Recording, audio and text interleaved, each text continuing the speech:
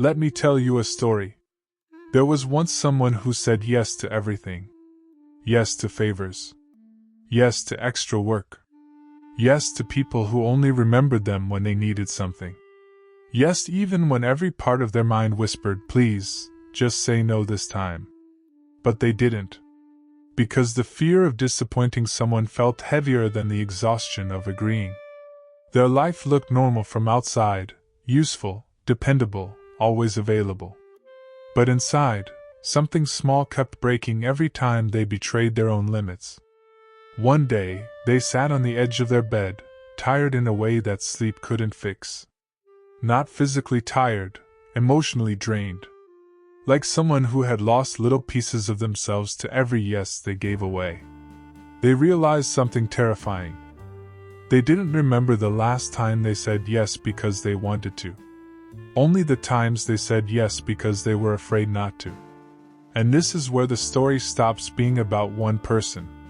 Because this is the quiet reality of so many people. People who can't say no. Not because they're saints. Not because they're selfless beyond measure. But because their nervous system was trained, slowly, quietly, over years, to believe that saying no is unsafe. And if you listen closely, you'll realize this truth. People who can't say no aren't agreeing. They're surviving. There are many versions of this story. There's the person who grew up in a home where love was conditional. Be good and we'll be proud of you. Don't cause trouble. Don't talk back. Don't be selfish. So they learned to earn affection, not receive it. There's the person who watched conflict explode around them. Doors slamming, voices rising, threats floating in the air. So they learned that harmony at any cost was safer than honesty. There's the person who was the peacekeeper in childhood. The one who soothed arguments, calmed people down, fixed what wasn't theirs to fix. And now, as an adult, they take responsibility for everyone's emotions but their own. There's the person who fears abandonment more than discomfort. Who believes that if they say no, people will leave. So they stay available, even when it breaks them. There's also the quiet one. The one who thinks their needs are too much. Who apologizes before asking anything. Who shrinks their desires so others can breathe comfortably. And then, there's the scariest version. The one who doesn't even realize that every yes is slowly killing their sense of self. But let's go deeper. Because the psychology behind not being able to say no isn't simple. It's layered. It's complex. It's rooted in something far older than adulthood. People who can't say no often grew up in environments where their feelings were secondary. Where they had to guess what others needed before they even understood what they needed themselves. So they developed a skill. Hyper-awareness of others. They scan expressions. They sense shifts in tone. They predict disappointment. They detect tension before it forms. They know when someone is hurt before that person even admits it. This ability feels like empathy. But it's actually survival. Their brain learned early that the safest way to exist was to prevent others from getting upset. So now, when someone asks for a favor, even a small one, their body reacts before their mind can think. A quickened heartbeat. A tightening in the stomach. A silent panic that says, if I refuse, will something bad happen? Will they think less of me? Will I lose them? Will I disappoint someone again? So they agree.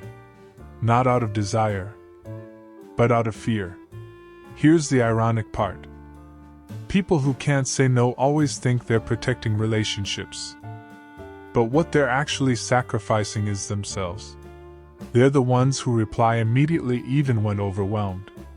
The ones who show up for others even when their own life is falling apart. The ones who rarely complain, rarely ask, rarely express their true feelings. And slowly, a quiet resentment grows. Not towards others, but towards themselves. Towards the version of themselves who never learned how to choose their own well-being. They begin to feel invisible. Because they've trained everyone, even unintentionally, to believe they're endlessly available. People admire them, sure. But admiration is not the same as being understood. Being needed is not the same as being valued. Being reliable is not the same as being respected. People who can't say no often confuse these things, because they've never experienced the difference. But let's introduce the metaphor. Imagine carrying a backpack. Every time you say yes when you want to say no, a small stone is placed inside. One stone for helping when you're exhausted. One stone for agreeing to something you hate. One stone for letting someone cross a boundary you never enforced. One stone for staying silent when something hurt you. One stone for letting guilt guide your choices. One stone for fearing conflict more than self-protection. At first, the backpack is light. You barely feel it. But as the years pass, the weight becomes unbearable. And the sad part? Most people carrying this backpack never complain. They just keep walking. Silent. Tired. Smiling for others while collapsing inside. Until one day, they break. Not loudly. Not dramatically. But quietly, like something inside them finally gives up. This is the cost of never saying no. It's not the favors. It's not the helping. It's not generosity. It's self-erasure. But here's where the story shifts. Because saying no isn't just a boundary, it's a form of self-respect.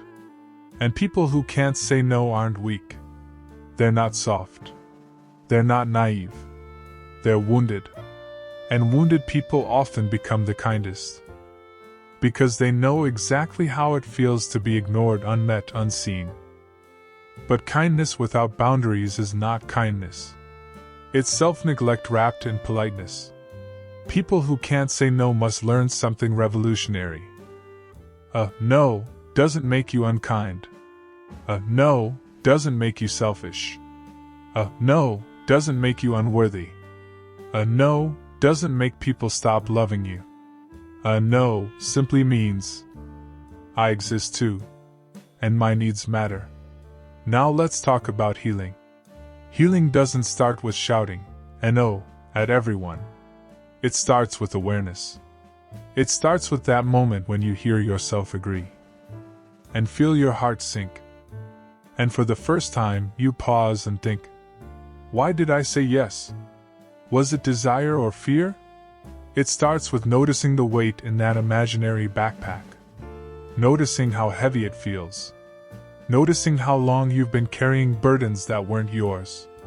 Healing starts when you whisper the smallest no. To something tiny, something safe.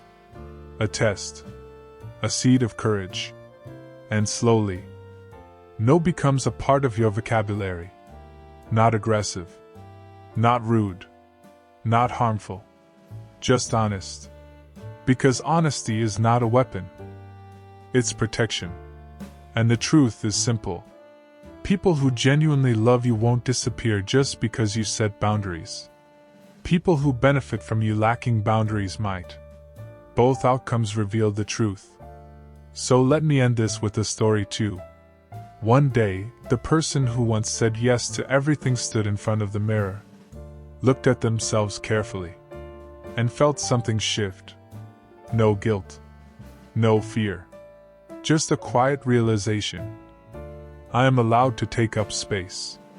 And for the first time, when someone asked for something they couldn't give, they said no. Their voice trembled. Their hands shook. Their mind panicked. But they stood their ground. And nothing catastrophic happened. The world didn't fall apart. No one screamed. No one left. Something even better happened. They felt lighter. One stone was removed from the backpack. And sometimes, that's how healing begins. Not with confidence. Not with strength. Not with certainty. But with a trembling voice. And a brave, quiet no.